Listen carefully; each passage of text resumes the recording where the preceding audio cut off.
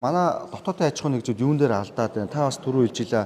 Бүгдээрээ нэгд өдрийн 9 цагт манай захиалагч газрууд авахар заачт юм байна. Ингээд нэг програм гацдаг ч юм уу ямар нэг зөвлөмжүүд та нэг онцлог зүйлүүд ээ. Систем ингээд ер нь бол хэвэн ажиллаж байгаа. Тэгээд хиймэл ачаал гэх юм одоо бид нар нэг зохион байгуулах боломжтой зүйлээс болоод хит их ачаал авснаас бол систем гацдаг тохиолдол байдаг. Яг үүндээ хэлэхэд манай үнэлгээний ороо буюу захиалагч байгууллагууд маань Ихтэх өдрийн 9 цагаас бүх тендерээ нээн гэж ирэлж одоо ингээд зарлцдаг.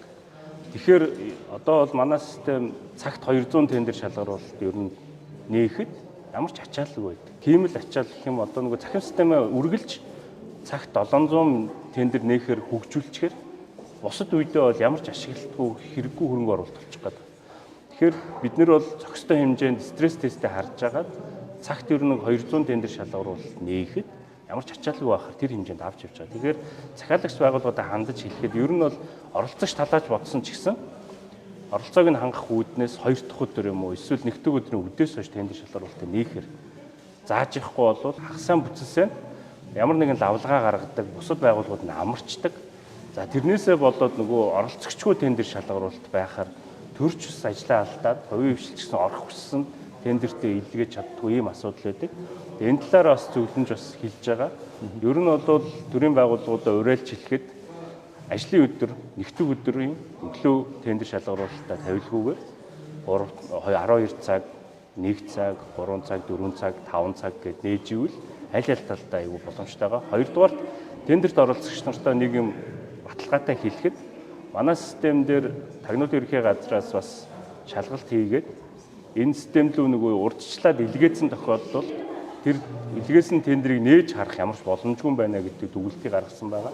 Тэгээд аж ахуйн нэгжүүдээс анзаараад байхад төрүүлээд илгээчвэл намайг оролцож байгаа миний тендерийг төрүүлээд нэгэд харчиж магадгүй байна гэсэн бас үнийг харчаад энэ дээр тоглолтыг чинь гэж хараад байдаг тийм. Тэгэхээр боломжгүй зүйл гэдгийг нь баталгаатай аль биесээр хэлхийг хүсэж байна. Тэгэхээр оролцогч нартай хэлэхэд бас тэр нөгөө манай систем дээр маш олон систем холбоотой байдаг. Бусад систем гацхаараа нөгөө систем дээр холболтод тасраад бас илгээж чадахгүй нөхцлүүд үүсдэг. За энийг нь бол тухай бүрдэн зассан ч гэсэн зарим тохиолдолд оролцогч нар маань хүссэн тендертэй бэлтгэсэн материалаа илгээж чадахгүй харамсалтай зүйлүүд болдог. За тэгээ энэс урьдчилан сэргийлэх зорилго ядаж нэг өдрийн өмнө илгээчих байгаа ч. Хуулиараа бол нээлттэй тендер шалгаруулалт ажлын 15 хоног буюу 21 хоног өгж байгаа.